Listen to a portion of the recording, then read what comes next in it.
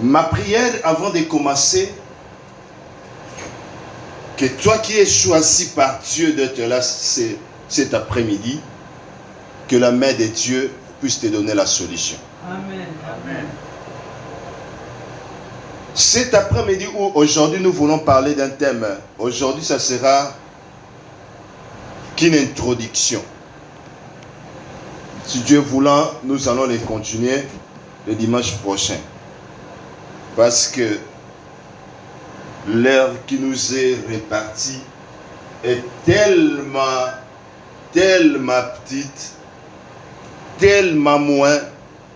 Donc c'est difficile aussi d'enseigner, mais le Seigneur va nous faire grâce.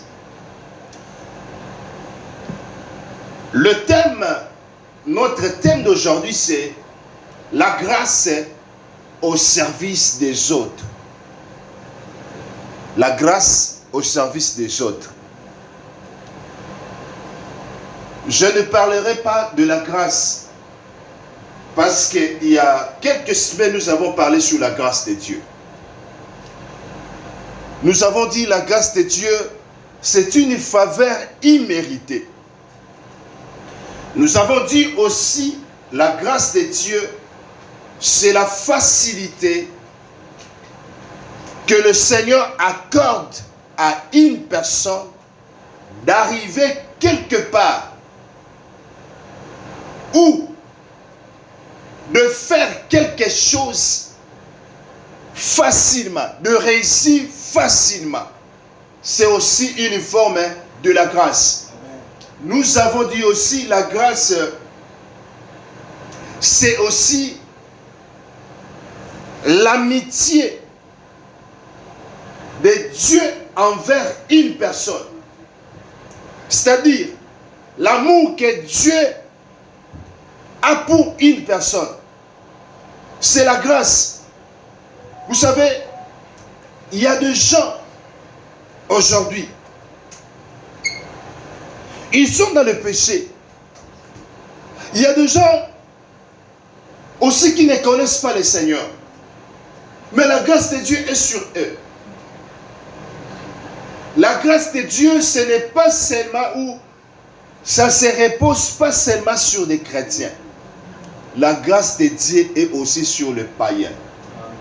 Parce que tous, autrefois, on était aussi des païens.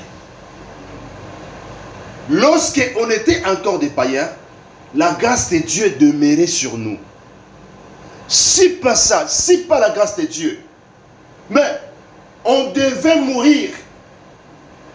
Mais pendant qu'on était des pécheurs, de véritables pécheurs, dans la boue du péché, le Seigneur nous connaissait, le Seigneur nous gardait et nous protégeait. La grâce de Dieu n'est pas seulement sur des serviteurs de Dieu, non seulement sur des enfants de Dieu, mais la grâce de Dieu repose aussi sur les païens. Même ceux-là qui ne croient pas que Dieu existe. Parce qu'il y a des gens qui ne croient pas que Dieu existe. On les appelle des athées. Malgré tout, ils sont des athées. Je vous assure que la grâce de Dieu est aussi sur eux. Amen. Alléluia. Amen. Parce que ces gens-là, avant de mourir, souvent, ils croient que Dieu existe. Amen. Donc, que les chrétiens sachent une chose, la grâce de Dieu est pour tous, amen, même des païens, même ceux que nous disons des satanistes. La grâce de Dieu aussi est sur eux. Amen. Si pas la grâce, ils devaient mourir. Mais Dieu le laisse en vie. La Bible dit, Dieu n'aime pas la mort des pécheurs. Il laisse aux pécheurs le temps de se repentir. C'est la grâce de Dieu. Alléluia. Aujourd'hui, nous ne voulons pas parler de la grâce parce qu'il y a quelques semaines, on avait parlé sur la grâce.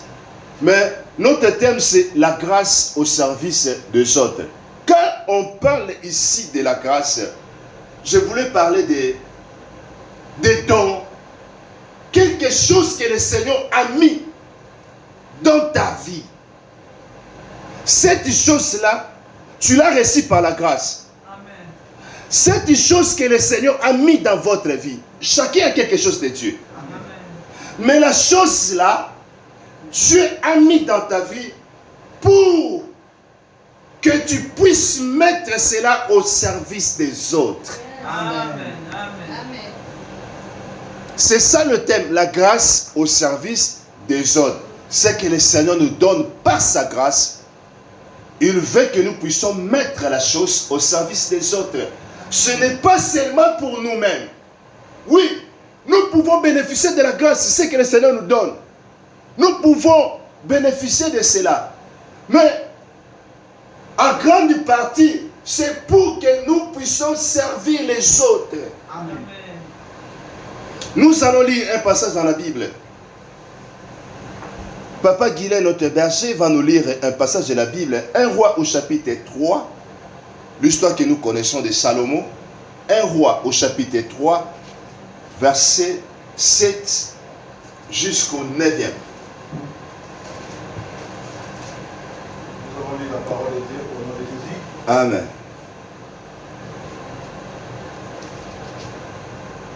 1 Roi 3, 7 à 9. Maintenant, Éternel mon Dieu, tu as fait régner ton serviteur à la place de David, mon père.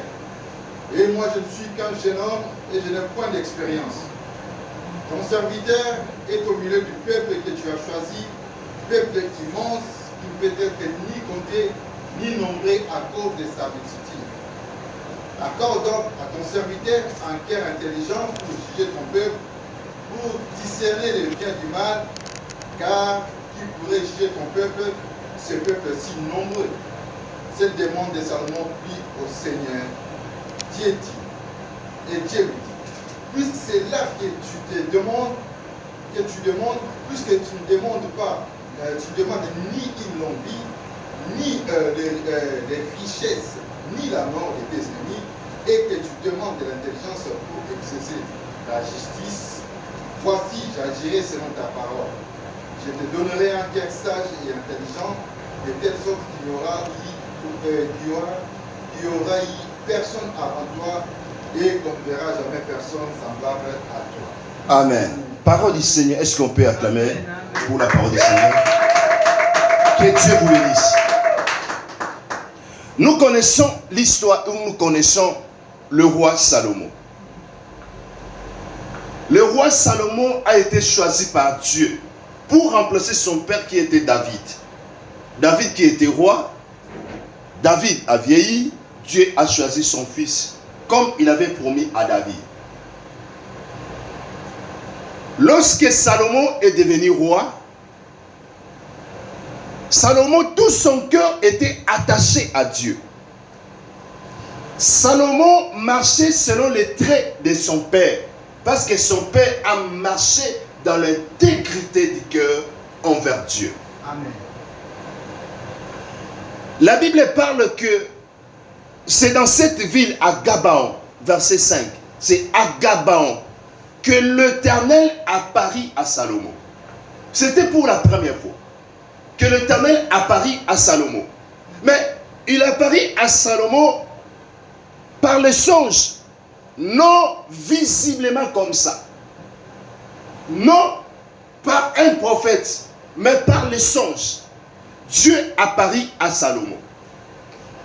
Il a dit à Salomon, demande-moi ce que tu veux que je te donne. Oh, quelle question! C'est lui qui a fait les cieux et la terre. C'est lui qui nous a donné le souffle de vie, la santé. C'est lui qui a tout pouvoir sur nous. Il te pose la question. Demande-moi tout ce que tu veux et je te donne. Et, bien-aimé, je ne sais pas. Vous savez, la première des choses, celui qui n'a pas le mariage, il demandera le mal. Celui qui est marié, qui n'a pas des enfants, il demandera quoi? Des enfants.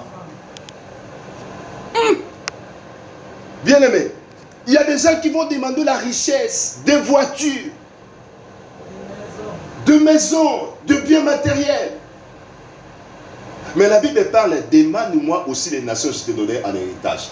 Donc, Dieu dit aussi, tu peux lui demander une nation. Tu peux demander à Dieu la France.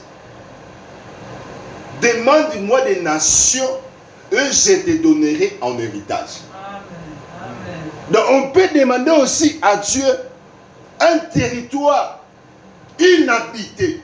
C'est-à-dire, donne-moi ces territoires. Ou donne-moi ces quartiers. Parce que tu viens d'atterrir dans ces quartiers. Tu dis, Seigneur, donne-moi ces quartiers. Bien, mais cela est possible que le Seigneur te donne ces quartiers. Amen. Mais, Salomon a dit à Dieu, Éternel, donne-moi seulement un cœur intelligent. Vous savez, tous ces derniers temps, je suis en train de méditer, je viens de méditer sur David. Quand je méditais les actions de David, je méditais, je étudiais David, j'ai vite compris le puissant de David. Amen. Quand David chantait et écrivait des chants de guerre, Seigneur, détruis mes ennemis, Seigneur, lève-toi contre mes ennemis, parce qu'à cette époque-là, David était roi. Le pays d'alentour était contre David, contre Israël. Il venait combattre cette nation.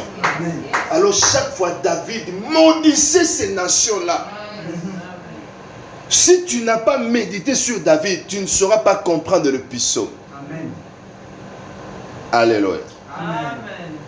Bien-aimé, son fils qui était à côté de lui, pendant que son père exerçait son ministère ou la royauté, Salomon voyait tout.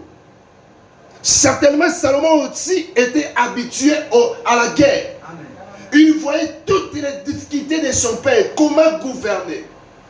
Salomon voyait tous les adversaires. Mais la demande de Salomon a étonné même celui qui a fait le ciel et la terre. Amen. Comment toi, un image te dit de me demander tout ce que tu veux, mais tu me demandes seulement un cœur intelligent. Amen. Non pas pour moi, mais pour trancher les problèmes de ton peuple. Amen. Donc ça demande l'intelligence. Ça a étonné Dieu. L'Éternel a dit, ah, parce que tu ne m'as pas demandé la tête de tes ennemis. Amen.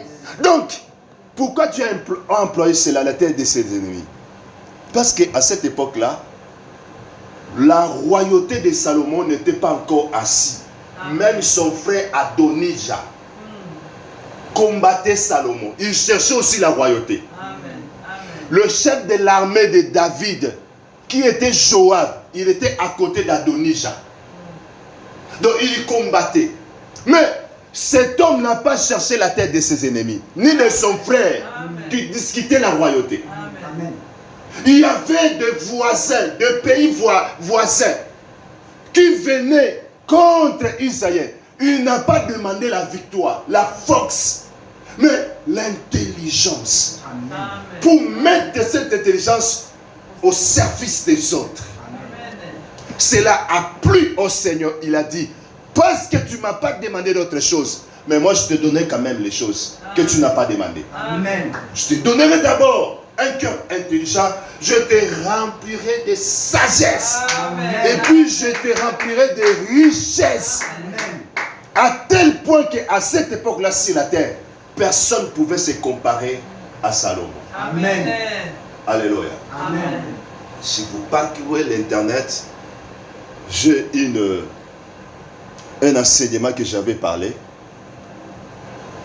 C'était au début de cette année, 2022 toujours. J'espère que ça a été compté sur YouTube. C'était le 3 janvier. Je parlais sur les 5 choses que vous devez éviter dans vos prières cette année, si vous voulez que le Seigneur puisse agir dans vous. Amen. Parmi ces 5 choses, je parlais de éviter chaque fois de demander au Seigneur, Seigneur donne-moi, Seigneur donne-moi, Seigneur donne-moi, évitez.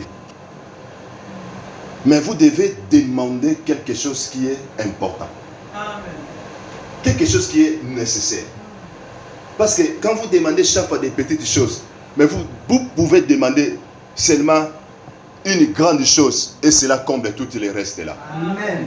Par exemple, vous venez quelquefois vous demander à une personne chaque fois, à tes parents, à tes amis, à quelqu'un d'autre. Oh, j'ai un problème, aide-moi, il te donne avec l'argent. Oh, j'ai tel problème, aide-moi, il te donne. Bien aimé, il est un homme. Il sera un jour fatigué. Amen. Et tu seras déçu. Amen. Vaut mieux demander l'emploi. Lorsque tu auras l'emploi, tu auras chaque fin du mois quelque chose pour subvenir à tes besoins. Amen. C'est ça, une demande utile. Demander ce qui est utile. Au lieu de demander chaque fois, Seigneur, remplis-moi du feu du Saint-Esprit. Le esprit du feu, Saint-Esprit, le esprit du feu, remplis-moi. C'est bien chaque fois de le faire. Mais il faut dire, Seigneur, fais de moi une flamme de feu. Au lieu de demander chaque fois le feu, mais toi-même, vous devez devenir le feu. Amen. Amen. La Bible dit, Dieu fait le vent, le messager, et de ses serviteurs une flamme de feu. Dieu fait de ses serviteurs une flamme de feu. C'est là il faut s'attacher et demander, Seigneur, fais de moi une flamme de feu. Il faut que tu deviennes une flamme de feu. Au lieu de chaque fois demander le feu du Saint-Esprit descend. Non. Si tu deviens le feu, partout tu passeras. Le monde des ténèbres saura que tu es un feu. Ils vont te fuir. Alléluia. Amen. Il y a des choses, bien aimées, parce que nous sommes des humains, nous sommes limités.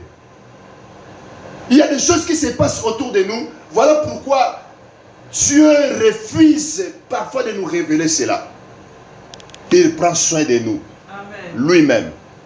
Il combat pour nous. Sans que nos yeux voient. Sans que nos oreilles entendent des bruits de guerre autour de nous. Sans que le corps sente que nous sommes combattus. Dieu lui-même, il nous épargne. Alléluia. Amen. Bien aimé, cela a plu à Dieu de donner à Salomon une sagesse, je dirais, exagérée.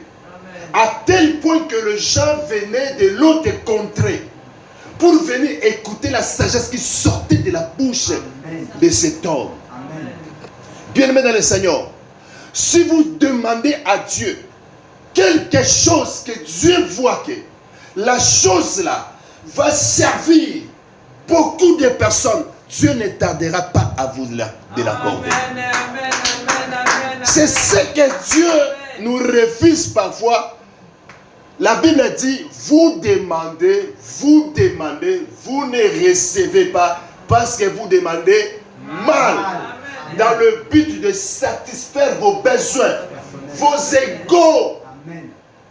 C'est ce qui fait que le Seigneur ne puisse pas vous exaucer. Mais quand tu demandes quelque chose, que la chose va servir pour la gloire de Dieu. La chose va bénir les enfants de Dieu. Dieu est prêt à vous de l'accorder.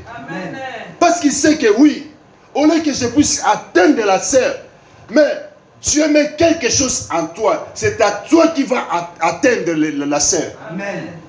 Donc, quand Dieu met quelque chose de lui en nous, c'est pour que nous puissions arriver là où Jésus n'a pas arrivé. Amen. Parce que Jésus a exercé son ministère 3 ans et demi. Et il est réparti. Il nous a laissé le Saint-Esprit. Et le Saint-Esprit, c'est pour continuer le travail. Jésus n'était pas venu ici en France. Jésus n'était pas venu au Congo. Il a fait son ministère, il est parti. Et son esprit à nous a fait que nous puissions arriver là où Jésus n'est pas arrivé. Amen. Alléluia. Amen. Nous allons lire un verset de la parole. Disons un passage. 1 Corinthiens au chapitre 12, 4 à 11.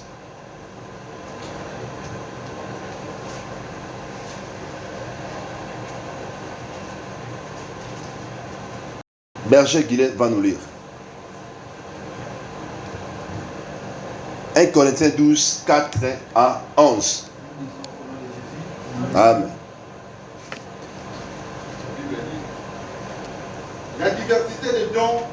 mais le même esprit. Diversité de ministères, mais le même Seigneur. Diversité d'opérations, mais le même Dieu qui opère tout en tout. À chacun, la manifestation de l'Esprit est donnée pour l'unité commune.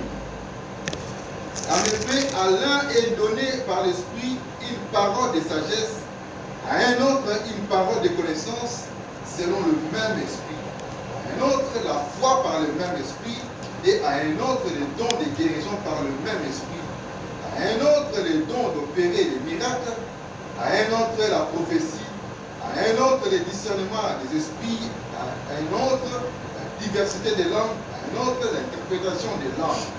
Un seul et même esprit opère toutes ces choses, les distribuant à chacun en particulier comme il le veut. Parole du Seigneur. Amen. Verset 7. Or, à chacun la manifestation de l'Esprit est donnée pour l'utilité commune, au service des autres.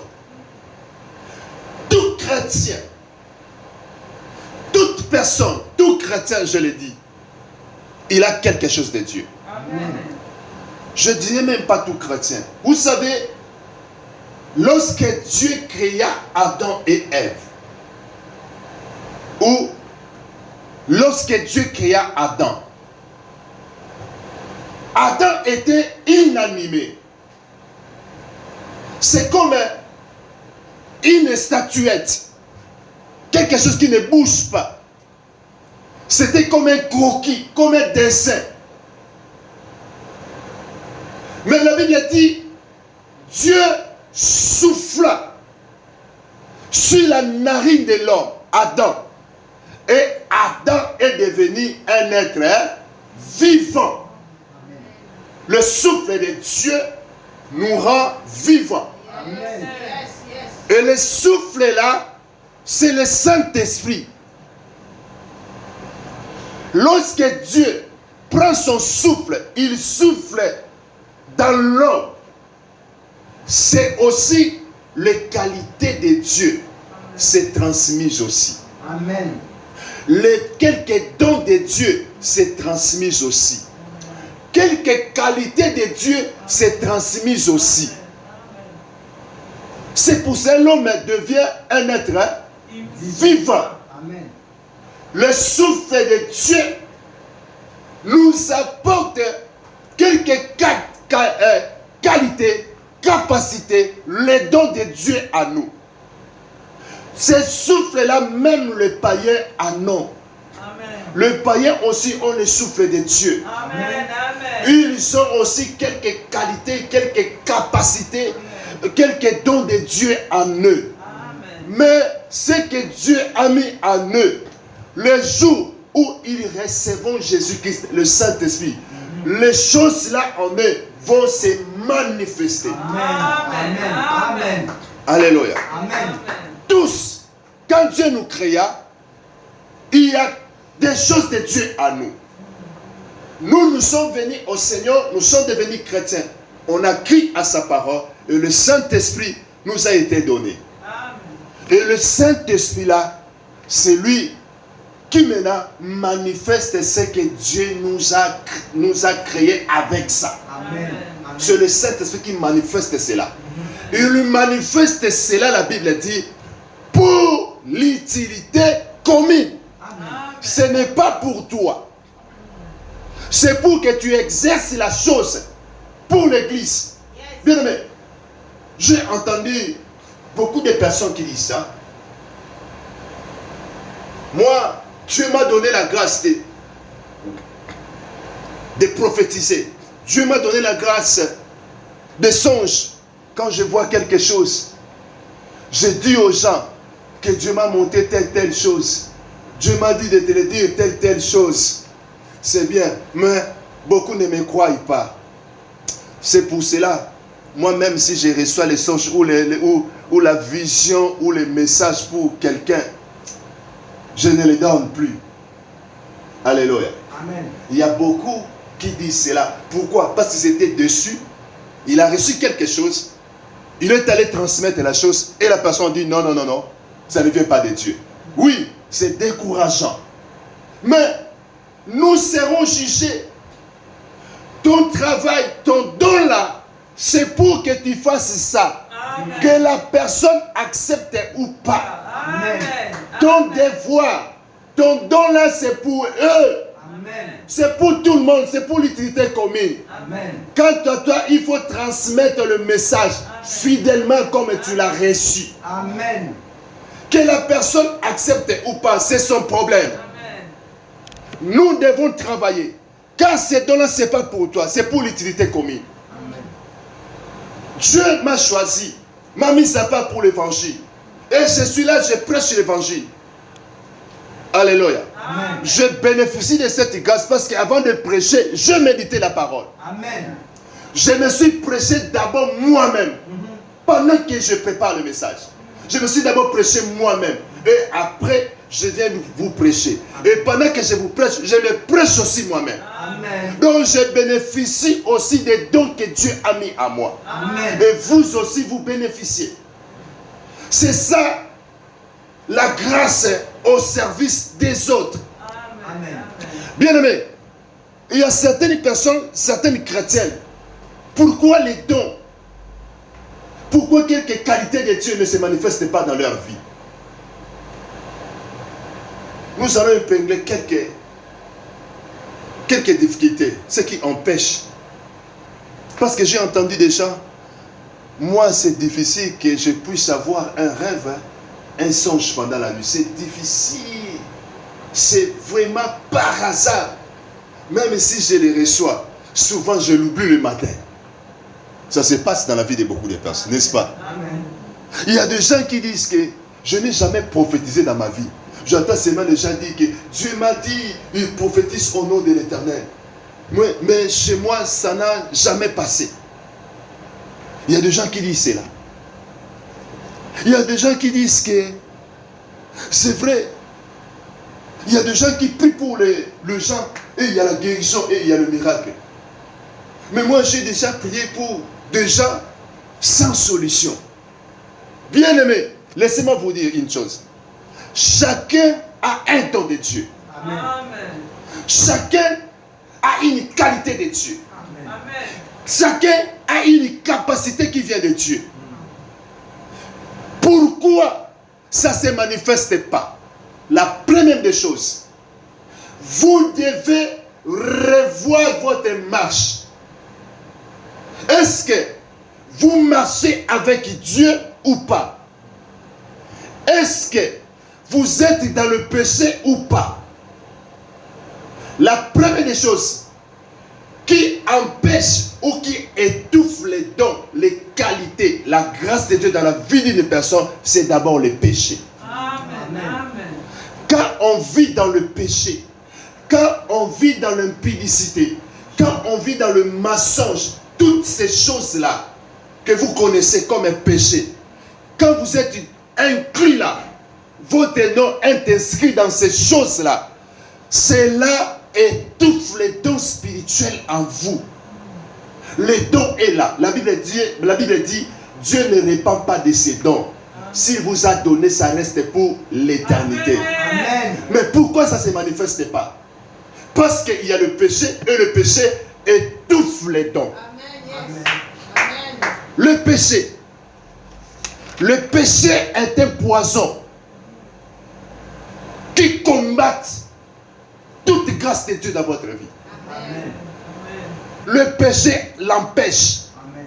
Nous allons lire un verset. Romains 3, verset 3.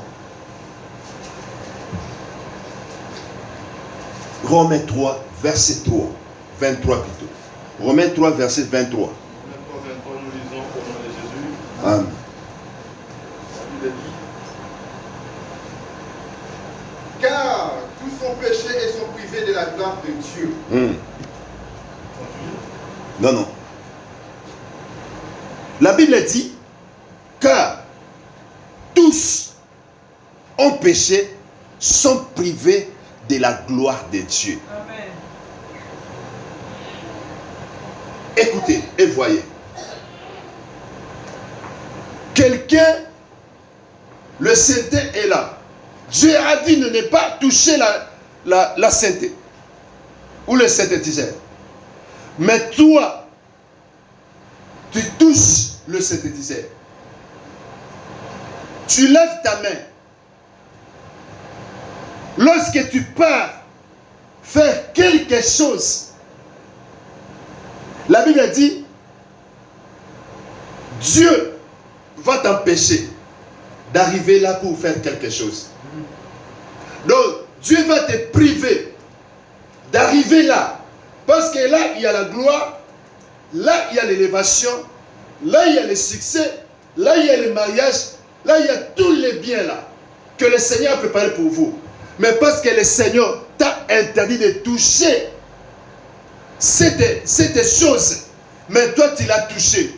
Dieu se lèvera dans ta route pour t'empêcher d'avancer. Amen. Parce que tu as été incrédule.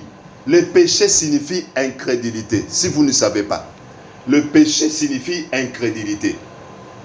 Incrédulité, ça veut dire celui qui n'a pas cru. Comme Adam et Ève, ce sont des incrédules. Dieu a dit ne touchez pas. Mais le diable est venu, il a dit il faut toucher. Il a dit que Dieu vous ment.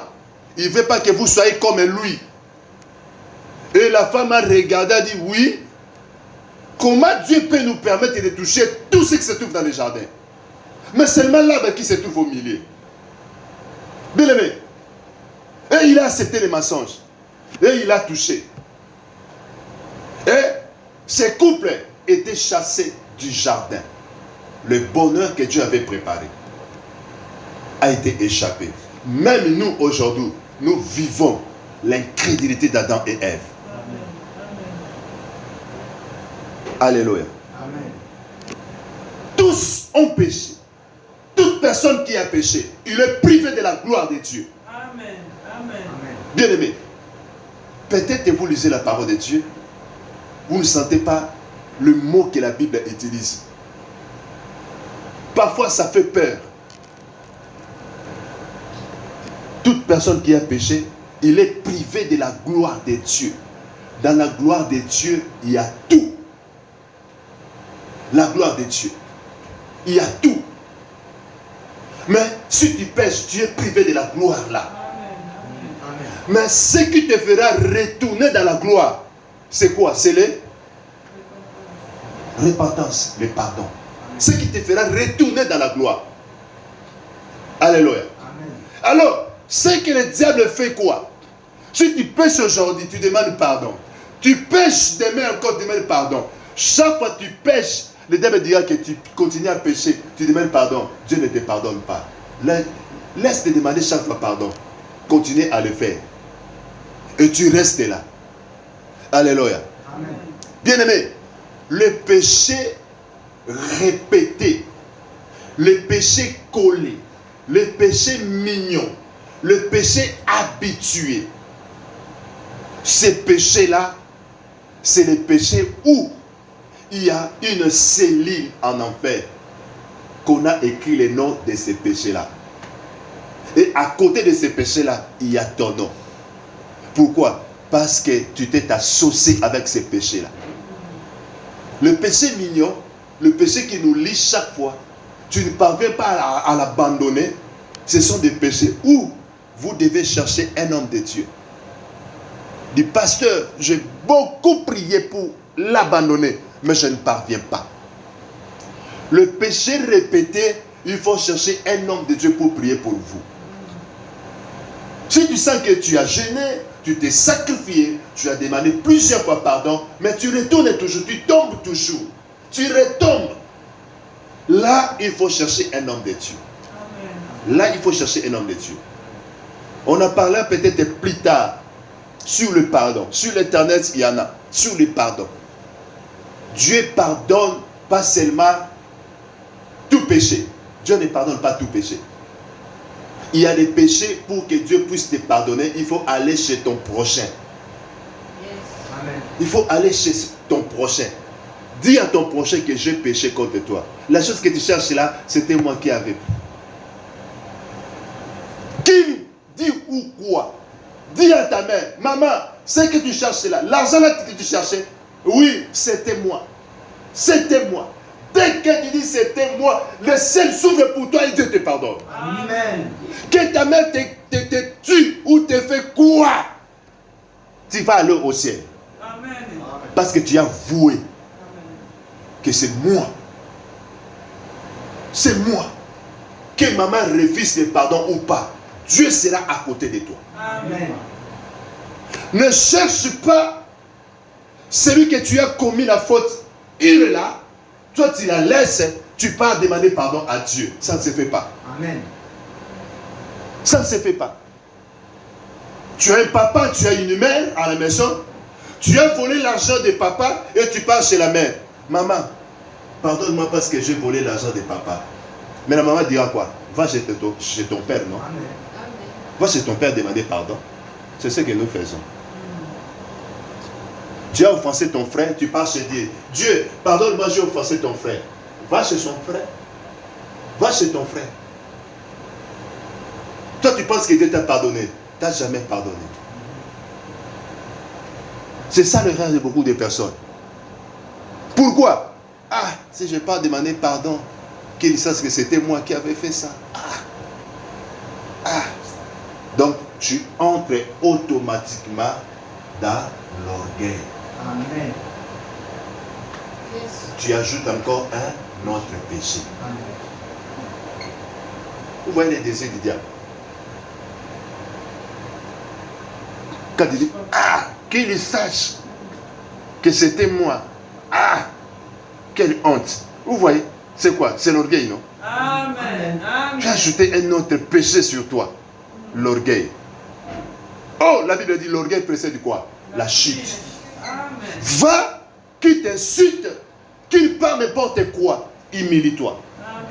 C'est ça la punition. La punition est que tu sois humilié. Amen. Amen. C'est ce qui fera que le Seigneur puisse te pardonner. Amen. Oui, tu as offensé ton frère, tu as volé ton frère. Même si tu humilies, toi aussi tu dois être humilié. Le péché, deuxième verset. Romains 6, verset 23. Nous allons nous arrêter par là. Aujourd'hui, ce n'est qu'une introduction. Le dimanche prochain, par la permission du berger, nous allons continuer ce message. Nous allons lire au nom de Jésus.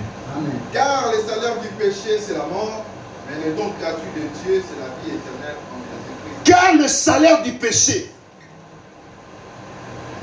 du péché, la Bible dit, le salaire du péché, c'est la mort. Bien aimé, vous savez, laissez-moi vous ouvrir une chose. À cause peut-être d'un seul péché dans ta vie, tu peux détruire toute ta famille. Tu peux ouvrir la porte de toute ta famille et le diable te frappe quelqu'un. C'est pour cela, j'ai peur du jugement dernier.